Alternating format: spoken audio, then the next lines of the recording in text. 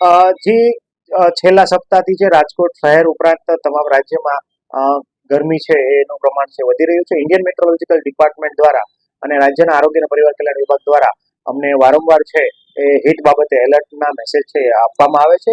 એ અનુસંધાને આપણે heat wave related જે પણ તૈયારી કરવાની હોય છે અને સૂચનાઓ જે સામાન્ય પબ્લિકને આપવાની હોય છે એ પ્રસારિત કરતા હોય છે. હાલમાં રાજકોટ મહાનગરપાલિકાના દરેક આરોગ્ય કેન્દ્ર ખાતે ORS ઉપરાંત હીટ રિલેટેડ ઇલનેસને પહોંચી વળવા માટેની તમામ ટ્રેનિંગ ઉપરાંતનું આઈસી મટીરિયલ આઈસી અથવા લોકોને જાગૃતિને ફેલાય એના માટેના તમામ સંદેશાઓ અથવા મેસેજ છે આપણી એલઈડી સ્ક્રીનમાં પણ પ્રસારિત કરવામાં આવ્યા છે.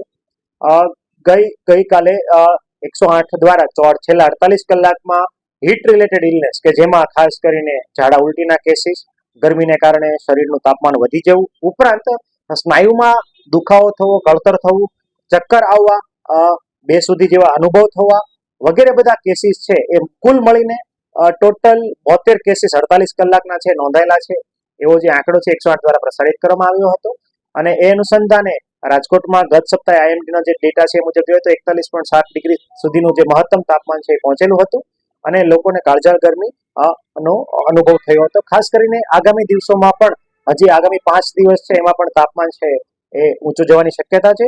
તો લોકોએ ઉપરના કોઈ પણ લક્ષણો જણાય, દાખલા તરીકે ચક્કર આવવા, માથું દુખવું, અતિશય પરસેવો થવો, સ્નાયુમાં કળતર દુખાવો થવો, માથાનો દુખાવો થવો, બેસુધી જેવું અનુભવવું, આ ઉપરાંત શરીરનું તાપમાન વધી જવું અને તાવ ના ઉતરવો વગેરે કોઈ પણ કિસ્સા જણાય. ઘણી વખત આમાંથી વ્યક્તિ છે એ લૂ લાગવાથી હીટ સ્ટ્રોક પણ શિકાર પણ બનતો હોય છે ને ઘણી વખત એ ઘાતક પણ નીવડતો હોય છે. તો લોકોએ આગામી જે શરૂઆતના જે સિમ્પટમ છે અથવા શરૂઆતના જે લક્ષણો છે ત્યાં જ પારખી લે અને પોતે બચાવની જો કામગીરી કરે તો આગળ વધતું છે આ અટકાવી શકાય છે.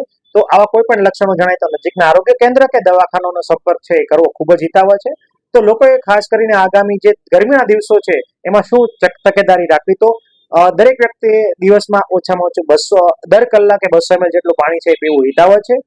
ખાસ કરીને લોકો અત્યારે અતિશય ગળ્યા અને જે કાર્બોનેટેડ વોટર છે એનો પ્રયોગ અથવા તો કાર્બોનેટેડ કોલ્ડ ડ્રિંક્સનો પ્રયોગ કરતા હોય છે તો તે હિતાવહ નથી. ઘરે બનાવેલા ઠંડા પીણા છે એ પીવા હિતાવહ છે. ખાસ કરીને લીંબુ શરબત, લીંબુ પાણી, એમાં મીઠું અને ખાંડ છે એનું દ્રાવણ પીવું એ પણ હિતાવહ છે. ઓસામણ પીવું, આ ઉપરાંત નાળિયેર પાણી અને ઘરે બનાવેલા કોઈ પણ ફ્રૂટના જ્યુસનું સેવન કરવું છે એ હિતાવહ છે.